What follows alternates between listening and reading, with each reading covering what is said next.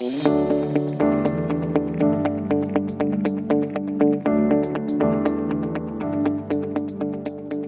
to another episode of Investing Compass. Before we begin, a quick note that the information contained in this podcast is general in nature. It does not take into consideration your personal situation, circumstances, or needs. Well, Shawnee, you'll be happy to know that today is another case where I've gone rogue. I would like to say this is a rare occurrence, but I think we both know, and everyone who listens to this podcast knows that it isn't true. We produce a schedule of podcasts that we are going to record and publish, but Mark decided at 2 a.m. this morning, that we're going to work on different topics. So we haven't really eased into this morning. You know, I'm trying to keep you on your toes, Shawnee. So today's podcast is actually going to have a little bit for everyone. We've got movie references and a discussion about anxiety. So what else could anyone want? This morning has given me anxiety, Mark. So where do we start? Okay, well, the original topic, what was on Shawnee's schedule. Shawnee is a very organized person, by the way. So what was on her schedule was going to be the state of financial advice in Australia. And it is in a pretty sorry state. You know, there are less and less advisors, and it's very expensive. And consequently, most Australians can't afford it. And even those that can don't trust it, given all the truly terrible things uncovered during the Royal Commission. And that is a worthwhile topic to discuss. But we're not going to discuss it today. Not today. Okay. So one of the reasons both of us think that personal finance and investing is so important and why we're so passionate about it, it is because it's, of course, a pathway for independence. And financial independence can mean so much to people's lives. It can mean leaving unhealthy relationships and unhealthy work environments. It can mean having the flexibility to pursue your dreams and take a chance on trying something new, pursuing a passion, or moving to a new place. It can mean supporting your family and friends in pursuing their dreams. Yeah, and I will note that Shawnee looked at me when she said unhealthy work environments. But the cornerstone of achieving independence is, of course, knowledge. It is understanding the basics of personal finance and investing. So if you use a financial advisor or do this on your own, you need to at least understand the basics. And when I started thinking about the problem with financial advice in this country, I started thinking that maybe the fundamental problem is a shocking lack of financial literacy. So, Shawnee, does that at least make sense? Yeah, and I get the connection, and the state of financial literacy is a huge problem. We've put more and more responsibility in the hands of individuals by transitioning from an age pension to super, yet we have no set system to teach the core personal finance and investing concepts in schools, and we have a financial services industry that relishes in making things seem complex as possible. Not a good situation, but of course, we're here to help. That is the point of this whole podcast. And what we want to say is that absolutely everyone can do this. You don't need fancy credentials or degrees. All you need is the desire to learn and a little bit of hard work. And that's something we both passionately believe in. But there are people that are trying to fill this gap. And now we have this assortment of courses and clubs that people can take or participate in. Courses and clubs that cost lots of money to learn the basics, which are targeted at people that don't have a lot of money. And this is where we get to the movie reference. And every movie reference we've made in Investing Compass has one thing in common. Shawnee has not seen the movie. Well, the last time we spoke about movies I had watched, it was V for Vendetta, and we got an influx of emails from people telling me that the movie was rubbish. So yes, we have a group of listeners with good taste. Well, today's movie is Good Will Hunting. So have you seen it, Shawnee? I have actually seen Good Will Hunting, Mark. So there is a first time for everything. What did you think about it? I thought it was pretty good. Okay. Yeah. No, I agree. That's where I used to live, Boston. Yeah, right. All right. So the thing that I keep thinking about is that scene from Good Will Hunting when Ben Affleck is hitting on some girl that goes to Harvard, and this arrogant guy comes over with a ponytail and tries to intellectually humiliate him. Well, Matt Damon eventually takes this guy apart and says at the end that he's going to realize one day that he spent $150,000 on an education, but he could have gotten the same thing for $1.50 in late charges at the library. And the ponytail guy turns and he says, "But I'll have a degree and you'll be serving my kids fast food." Well, they both have a point, right? But let's be clear that paying someone $500 to take an investing masterclass doesn't give you a degree that is worth anything. So don't pay for the course. All the information is out there and all of it is free. And we do provide it for free. We run free webinars. We obviously have a free podcast. We have resources on our website. Yeah. So I've been thinking a lot about a question that I've gotten from people, and that is, where do you start? You're trying to start your journey towards independence and put together a financial plan. Just where do you start? So you'll have a lifetime to learn more about investing, and you can get more sophisticated in your approach as you go on. but the first thing is to start with a plan. And as we've stressed many times in our episodes, a plan is key. So whether you're just starting out or you have millions of dollars, you need a plan. And more than having a plan, you need the ability to truly understand that plan because it will change.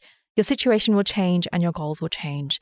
And far from making a plan worthless, it makes it all the more important because you will have a framework for making decisions and will be able to easily roll with all the punches that life throws at you. And the place we think you need to start, the thing you need to learn, is with math. And that is what you don't get in any of these courses. They're so quick to want to tell you what an ETF is and why they're the best thing ever that they skip over the most foundational element needed to make a plan and achieve a goal, and that is understanding the math. An ETF is a tool that helps you achieve your plan, but it's not the plan. We have this saying at Morningstar that we are about the investor and not the investment, and think about that. What matters is you and achieving your goal. The investments are secondary, and a plan at the end of the day is about math. And executing a plan is about understanding the math enough so that you can effectively pivot when needed because no part of life goes according to plan. And we know that understanding math isn't what most people want to hear. Society seems to have an unnatural fear of math these days, which is strange because we have calculators which do all the work for us. And the reason all these education courses don't talk about math is not because it will scare people, but also because they probably don't understand it themselves. And we know the mention of math scares a lot of people, but like eating your vegetables, it is necessary. Yeah, incidentally, Shani's favorite vegetable is the potato, which I think we've talked about before. But did you know, Shani, that math causes a lot of anxiety with people, like documented anxiety? So math anxiety affects about 50% of the population, and it affects women more than men, and it starts when people are young as 5, and then snowballs over time, which of course leads to avoidance. And in a study, we found out that 11% of U.S. university students have severe enough math anxiety that they need counseling. All right, so we are going to help you through your math anxiety.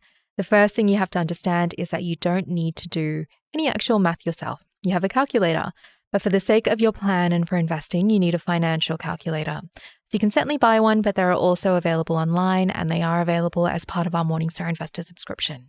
So, Shani, when I was a kid, I had a lot of math anxiety. And from a really early age, I decided that I was terrible at math, and that, of course, was reinforced. And I was a very mature child, and I dealt with things very maturely. So what I did is I just gave up.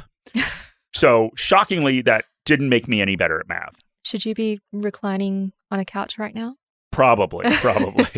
And I just didn't develop any confidence with math until I started studying for the CFA exam.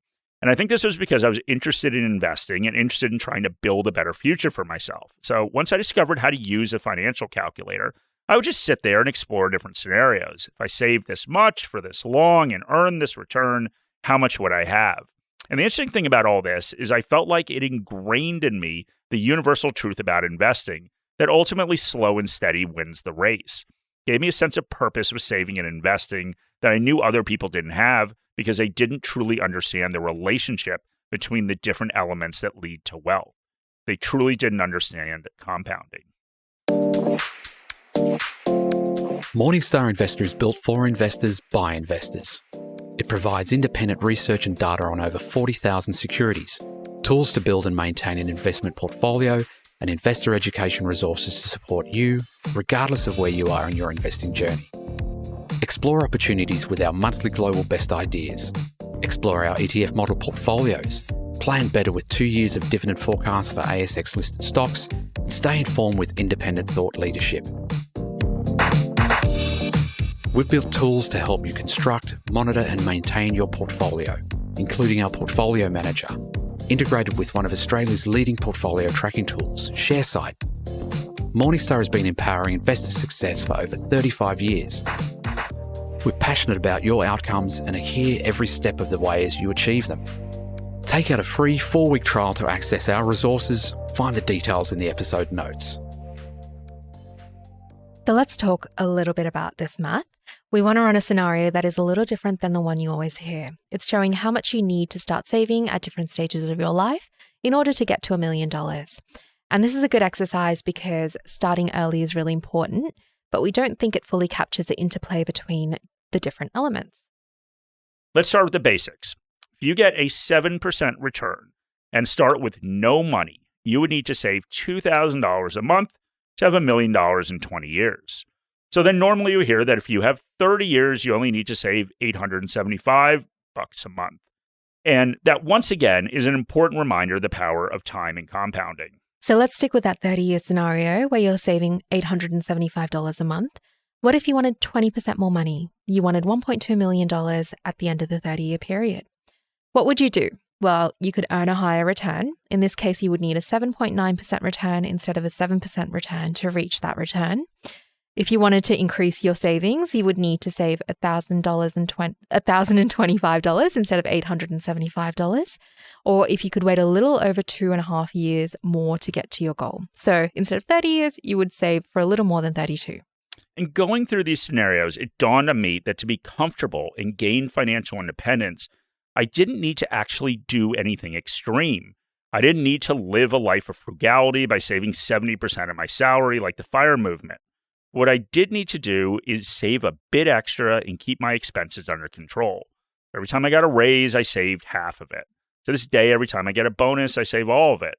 When I invest, I don't need to hit a home run. Maybe I'm an idiot for not investing in these really risky assets, but I just don't understand a lot of them. I fundamentally don't understand where the value comes from in some of these investments, which might just mean I'm stupid. And maybe I will miss out on outsized returns, but I don't have to take that risk. I don't have to invest in small cap shares without earnings or SPACs or trade options. And maybe some people will get rich doing this, but history suggests most people won't.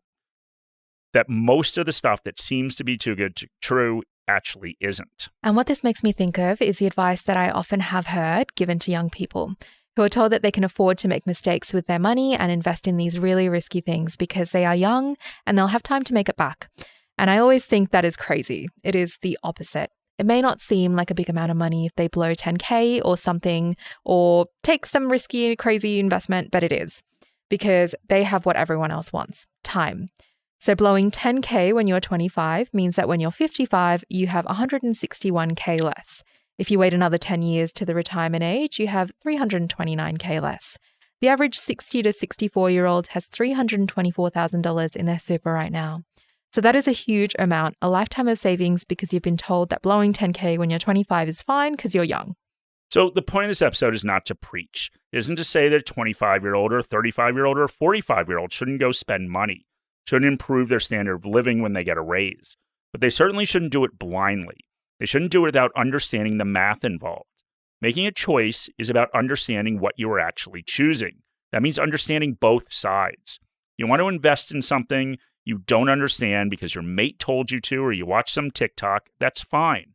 But understand trying for that home run means you're giving up on the opportunity to take the same money and invest it prudently and earn 7% a year, maybe even a little bit more. And it sounds boring, and it probably is, but it won't be boring when you have $329,000 more at retirement than your mate that blew his 10 grand. Won't be boring when you're spending the winter in Europe every year and he's still working at 65 and can't afford to retire. So take that money that you are going to spend on some investing masterclass and just invest it. Use the free resources available to help you learn about investing. We think there are some great ones at Morningstar, but others provide them as well. And I promise you, all the information out there is free. If you have a question, send us an email and ask it. We won't charge you a thing. We believe in this, and that's why we do it. So yes, we have a paid product, and we think it's a great deal and a great companion on your investing journey. But start on your own and build up enough knowledge to use it effectively. And start with math. Playing around with a financial calculator and running some different scenarios will do you a world of good. It will make you financially literate in a way that learning about an ETF never will. The investment industry are selling products, and that is why every conversation is product-led. But you aren't interested in products, you're interested in independence. So learn the building blocks of getting there. You can do it for free and just have to overcome a little bit of math anxiety.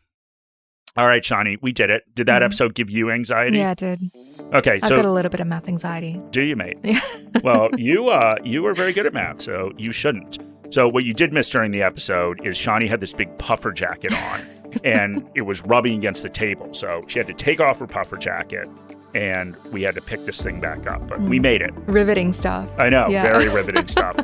Anyway, thank you guys very much for joining. So this will be the last week we have our book competition. So win One Up on Wall Street by Peter Lynch. So comment or rating, send us a screenshot to my email address, which is in the show notes. And also, next week, Shawnee, we start Share Month. Share Month, which is not an actual month, but it's just 4 episodes. I know. We had to rearrange the schedule a little bit because Mark's going on leave. I am. Where are you going? I'm going to Thailand. That's exciting. It is exciting. It'll be warm and probably rain as much as it does in Sydney right now because it's the wet season. But anyway, it'll be warm. So thank you guys for listening and get ready for Share Month.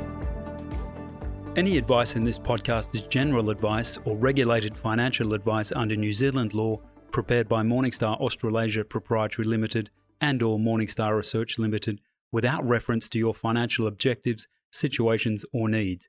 You should consider the advice in light of these matters and any relevant product disclosure statement before making any decision to invest. To obtain advice for your own situation, contact a financial advisor.